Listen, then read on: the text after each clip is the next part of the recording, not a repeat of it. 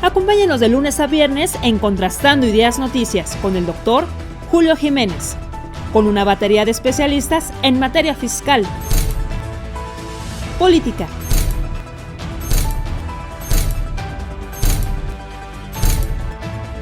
economía, finanzas, justicia, deportes y espectáculos. Acompáñenos a las 22 horas, tiempo del centro.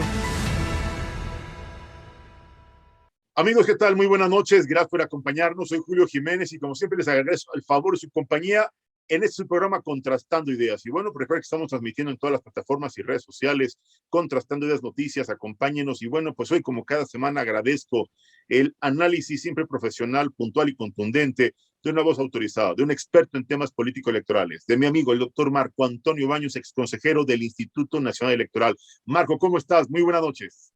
Hola Julio, buenas noches. Un saludo para todo el auditorio. Marco, después del recuento de los daños, escándalos, polémicas, debates, medidas cautelares, críticas, descalificaciones que se han dado en redes sociales y en medios de comunicación convencionales, ¿cuál es tu análisis después de esta jornada histórica, inédita de democracia participativa, mejor conocida como revocación de mandato? Pues mira, lo dices bien, se trata de una jornada histórica porque es la primera vez que tenemos urnas instaladas para que la gente vaya y decida si el primer mandatario debe continuar o si debe ser removido en forma anticipada a la conclusión de su encargo. Claro. No teníamos esta experiencia de democracia participativa directa, pero he sostenido en múltiples ocasiones que no me parece a mí que la esencia de lo que es un ejercicio de revocación de mandato se haya respetado en la que ahora está concluyendo en el caso mexicano. No porque no fueron los ciudadanos inconformes con la gestión de gobierno los que salieron corriendo a pedir que se hiciera la revocación de mandato, sino fue el propio presidente el que insistió, peleó, se enfrentó, descalificó al Instituto Nacional Electoral para lograr que la revocación de mandato pasara.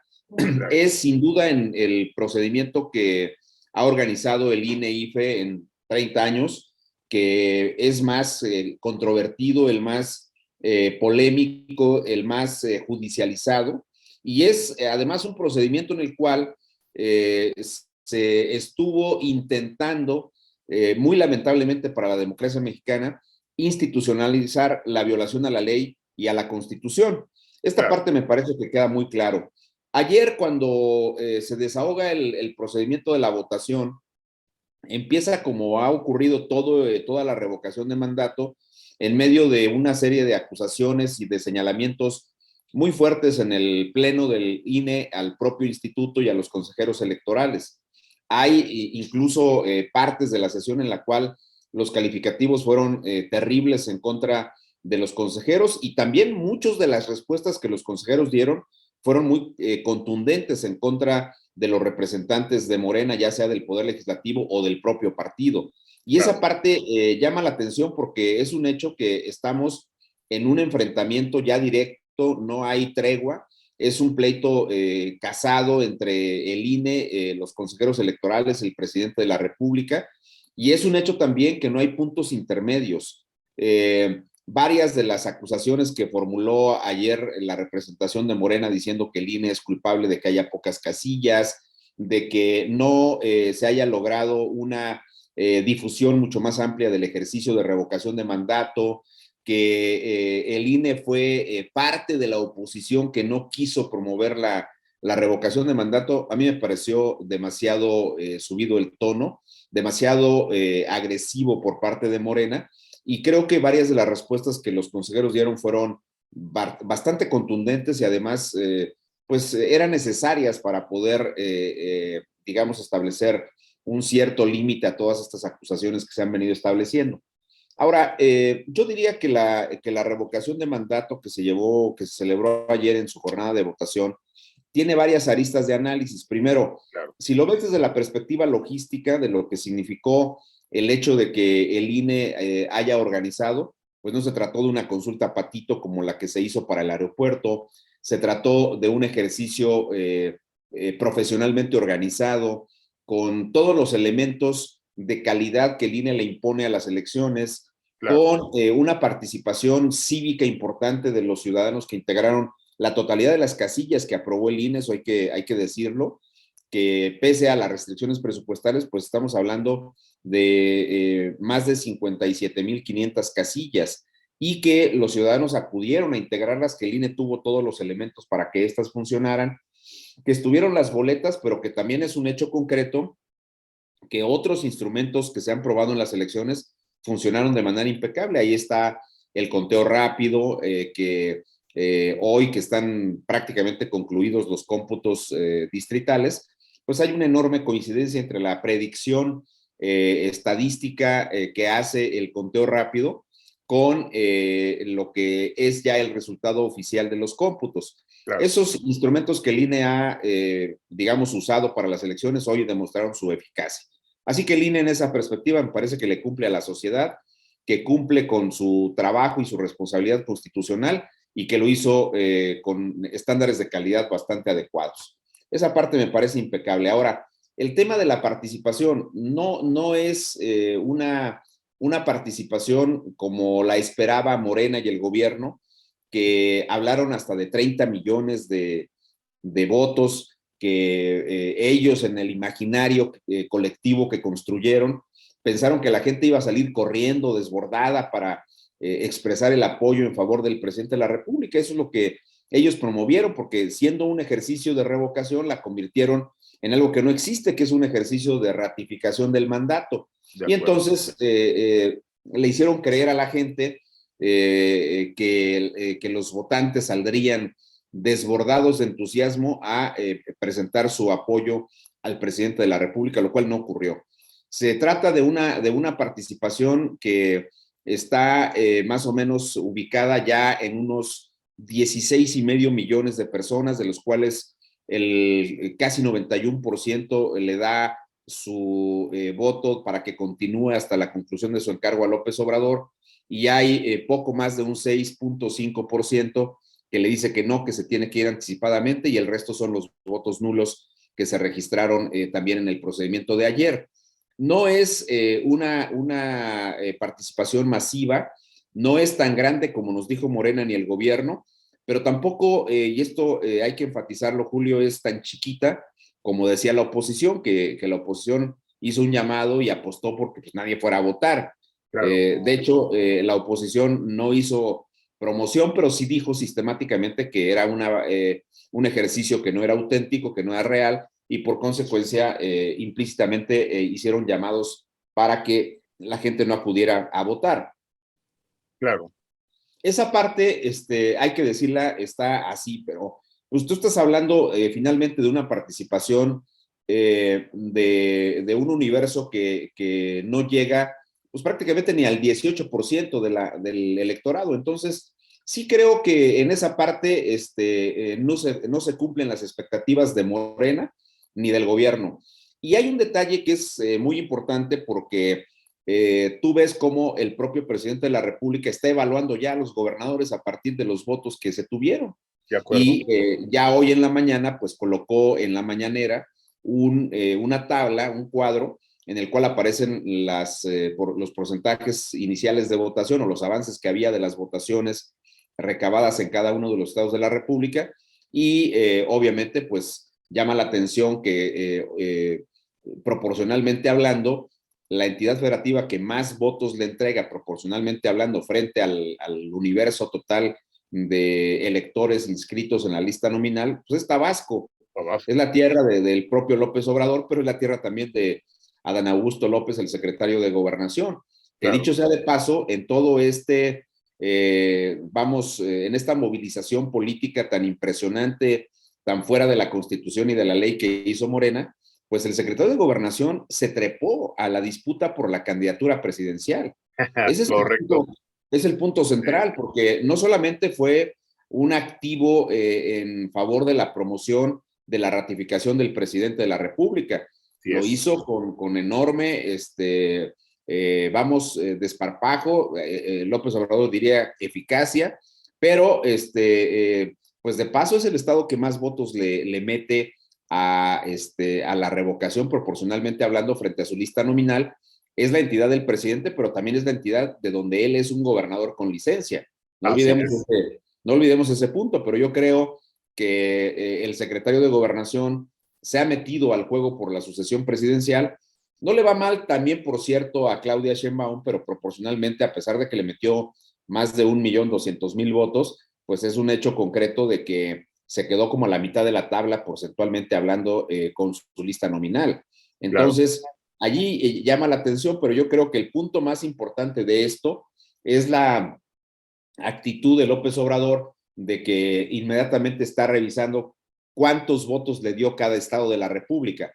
Dicho con un carácter más coloquial, está revisando cómo le cumplieron los compromisos que le hicieron los gobernantes. Los gobernantes, sus 18 gobernantes, ¿no? Que son los de Morena, los 16 de Morena, más Cuauhtémoc de Morelos, más el caso concreto de el Pollo Gallardo en San Luis Potosí, que es del Verde, pero es un aliado de Morena. Claro. Entonces, el presidente está pasando ya el tamiz de la evaluación de su equipo, lo que habíamos comentado incluso contigo hace 8 días. Así pues es. El presidente está haciendo la revisión de sus liderazgos internos, está viendo con quién sí cuenta, quién sí la libra en las exigencias que él plantea para tener los respaldos de Morena y obviamente los respaldos de la Cuarta Transformación. Y esa parte va a seguir dando mucho de sí. Luego, yo creo que también en los términos en que se dio, pues el presidente sigue sin aceptar con objetividad que si bien la revocatoria está metiendo una cantidad importante de personas, casi el doble de lo que fue para la consulta popular del pasado 1 de agosto del 2021, claro, el presidente de todas maneras hace una explicación que la construyeron entre él y Mario Delgado, pero que es inaudita, es una explicación inaudita, es una inferencia extralógica cuando sostienen que, dado que solamente se instaló 1/3 de las casillas, entonces si se hubiera instalado la totalidad de las casillas, pues entonces ellos hubieran sacado 45 millones de votos. Claro. ¿De dónde se supone que ellos fueron capaces o serían capaces de recabar 45 millones de votos? Y la expresión ayer de Mario Delgado, cuando en su discurso de la tarde-noche dice, el presidente sí se rayó, qué bárbaro, porque crecimos de tener 31 millones de votos en las elecciones del 18, pues ahora resulta que tenemos 45 millones, crecimos 15 millones.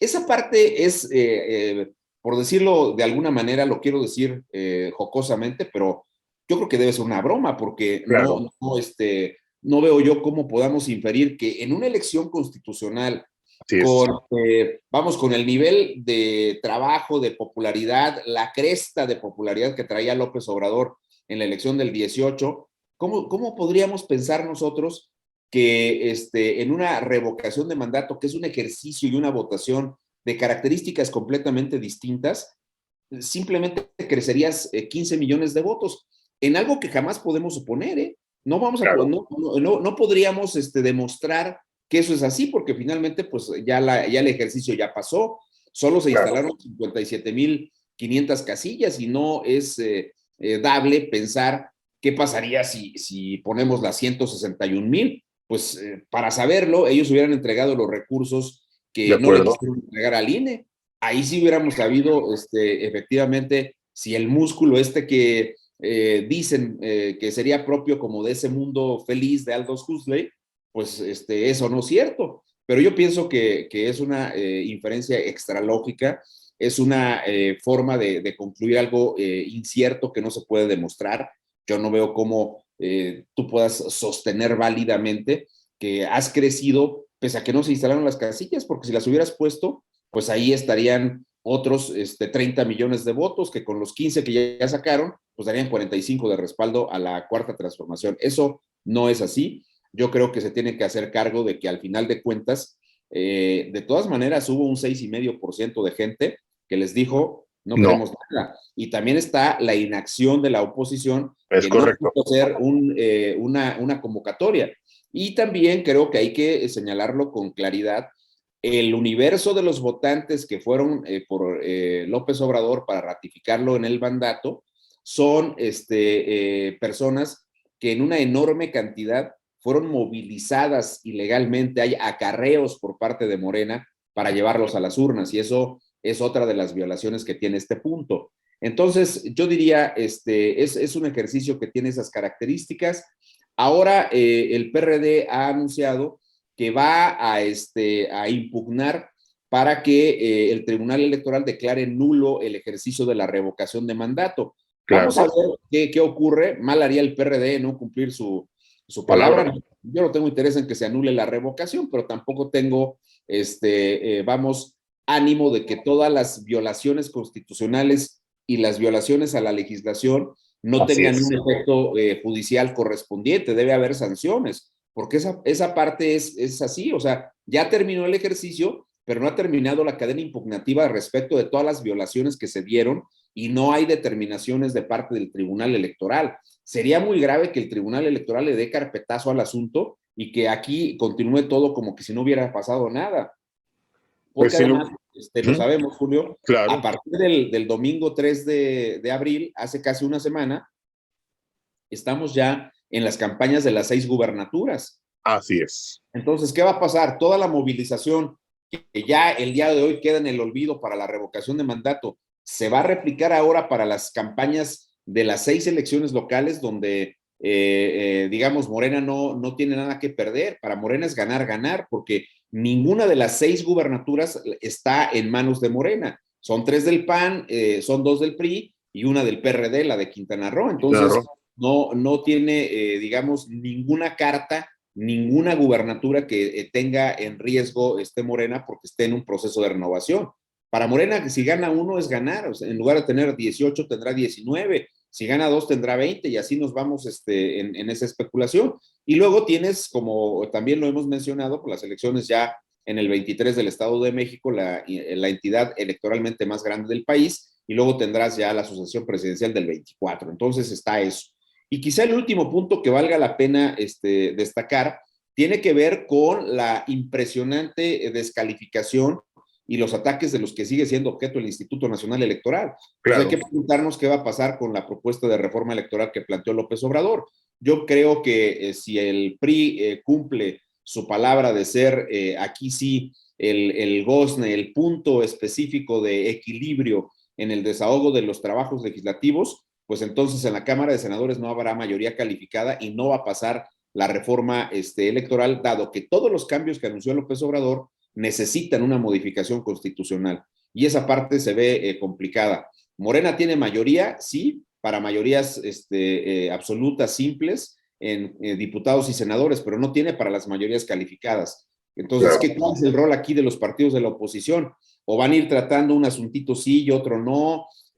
No va a pasar el voto popular de los consejeros, no va a pasar el hecho de subsumir a los soples en el INE, pero ¿qué va a pasar, por ejemplo, con el financiamiento público? ¿Qué va a pasar con las plurinominales? ¿A poco los partidos se quieren dar un balazo en el pie?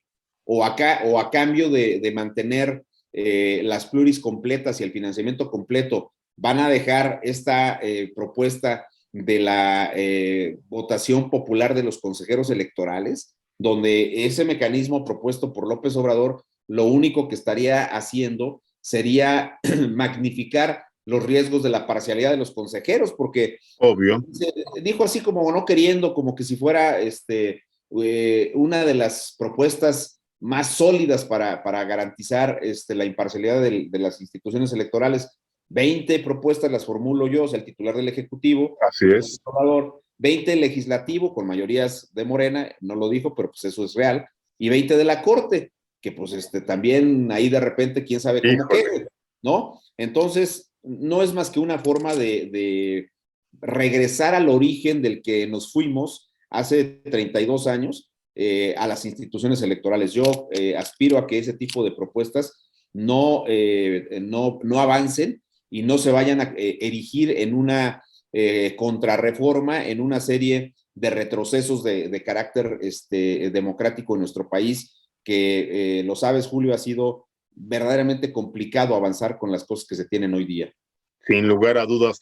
Marco, es un análisis amplio, es un análisis fuerte, contundente, claro, objetivo, sin filias ni fobias ideológicas, ni compromisos partidistas. Eres una voz autorizada, eres un profesional, eres un experto en temas político-electorales. Yo me atrevería a preguntarte por último y espero nos puedas responder.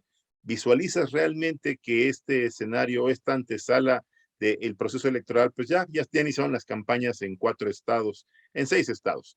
Y del de 2023, que ya está a la vuelta de la esquina, ves tú este desaseo, estas violaciones constantes a nuestro marco jurídico, ves que sea un precedente para que se repita las viejas prácticas, se repita esta violación constante a nuestro marco jurídico electoral y constitucional rumbo al proceso electoral 2022, que son las 6 gobernaturas, al proceso electoral 2023, que es el gobierno del Estado de México?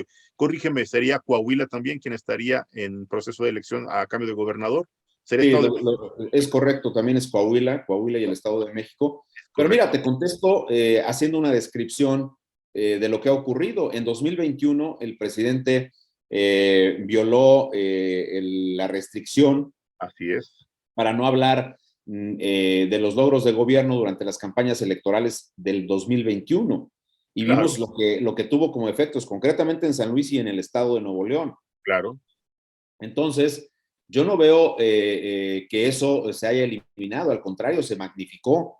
Este es el proceso más judicializado. Los consejeros han hablado de 172 medidas cautelares y diversos procedimientos de investigación en materia de fiscalización y en materia de intervención indebida de los servidores públicos durante el desahogo de la revocatoria, pero no tiene precedentes esto. Sería muy grave que eso se volviera a replicar en las elecciones. Urge, hay que decirlo así, Julio, urge regresar el orden y el respeto a la Constitución y a la legislación, y que los actores se sujeten a las reglas del juego. Para eso son las reglas. Pero en la revocación no es que se haya corregido lo del 2021, al contrario, se quintuplicó, por decirlo de alguna manera, y me estoy quedando corto, todo el esquema de intervencionismo gubernamental, inconstitucional, ilegal, para promover una ratificación del mandato, que ese fue otro tema terrible dentro de este procedimiento. Entonces yo te diría, veo un riesgo severo para las elecciones que hay,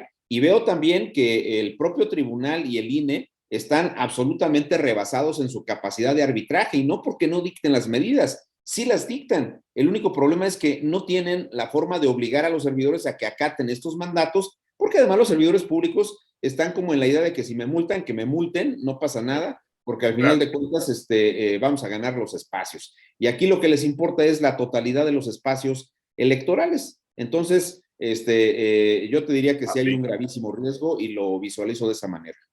Pues Marco, realmente es preocupante, alarmante la situación que estamos viendo hoy, que estamos experimentando después de este ejercicio de revocación de mandato, que tal parece más fue un ejercicio de ratificación de mandato con fines político-electorales, un ejercicio profundamente contaminado, un ejercicio totalmente, pues yo diría, desaseado y a todas luces violatorio de nuestro marco jurídico constitucional, pero lamentablemente, como bien refieres, esto se ha magnificado y yo no quisiera imaginar que sea el precedente para que sigan las viejas prácticas sobre los procesos que están pues ya en puerta, y el más preocupante, y creo yo a nivel nacional, el del Estado de México, porque ahí sí veo todavía un tema alarmante y preocupante, que esto se pudiera repetir y que nos llevaran a un escenario en donde tomaran por asalto el gobierno del Estado de México. Sería algo terrible, porque eso sería casi, corrígeme por favor, el termómetro político electoral a nivel nacional, que sería prácticamente el pronóstico del resultado electoral de 2024. ¿Tú qué opinas, Marco?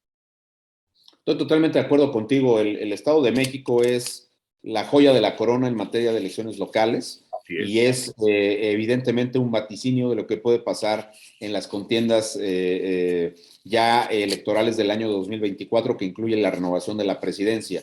Claro. Entonces, se requiere que si Morena gana el Estado de México, que lo haga con apego estricto a las normas, que lo haga de manera legítima, respetando la Constitución, respetando las leyes electorales y sobre todo sujetándose a las determinaciones y al arbitraje de las autoridades electorales, no pasando por encima de ellas. Aquí no queremos que un equipo de fútbol sea campeón porque le marcaron, a pesar de que le marcaron los penales, no dejó que los tiraran.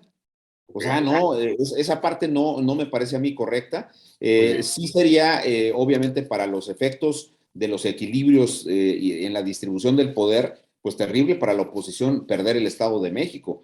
Pero eso es un asunto del que tiene que responder, en este caso el PRI, que es el partido que gobierna tanto el Estado de México como el caso de Coahuila. Y obviamente Morena, como otro jugador, como otro actor, pues tendrá que ir en la búsqueda de los votos mayoritarios para tener esas entidades, pero no se vale ganarlas con un desapego y con una animosidad como la que se demostró en la revocatoria de mandato para no cumplir la Constitución y la ley. Totalmente de acuerdo contigo, Marco. Ha sido muy claro tu punto de vista, ha sido una explicación muy contundente y sobre todo fácil de entender. Marco, permíteme que te molestemos la próxima semana, pues ya estamos esperando prácticamente después de la discusión que se va a dar estos próximos días con respecto a la ley de la industria eléctrica. Se viene otro gran escándalo, otra polémica, porque ya está pues ya anunciada, cantada esta reforma política electoral, como bien referías hace un momento, y bien valdría la pena hacer un análisis, escuchar tu punto de vista y bueno, contrastarlo con lo que esté dándose ya en este proceso electoral de 6 gubernaturas. Corrígeme, sería Durango, Quintana Roo, Hidalgo, Tamaulipas y me falta una, sería Oaxaca, que sí. pues desgraciadamente o no sé, las encuestas y Aguascalientes es la otra. Sí. Aguascalientes y la percepción del electorado tal parece que de las 6, 4 se podría llevar Morena, Marco, y esto es preocupante. Pues sí, mira, las encuestas indican que Morena lleva la ventaja en al menos 4 entidades federativas. Así es. Vamos a ver qué sucede concretamente con el caso de Aguascalientes, que ahí de calle la lleva el PAN, eso dicen las encuestas. Vamos a ver qué pasa con Durango, porque en Durango el PAN también ganó prácticamente todas las posiciones de las elecciones en 2021 y obviamente tiene toda una posibilidad de refrendar el triunfo en la gubernatura. También están muy peleadas la gubernatura de Hidalgo, ¿no? Donde hay una guerra de cifras en las encuestas. Unas le dan 20 puntos arriba a Morena, en otras solamente tiene 4 puntos por encima de la candidatura del PRI. Entonces, vamos a ver qué sucede con esas gubernaturas.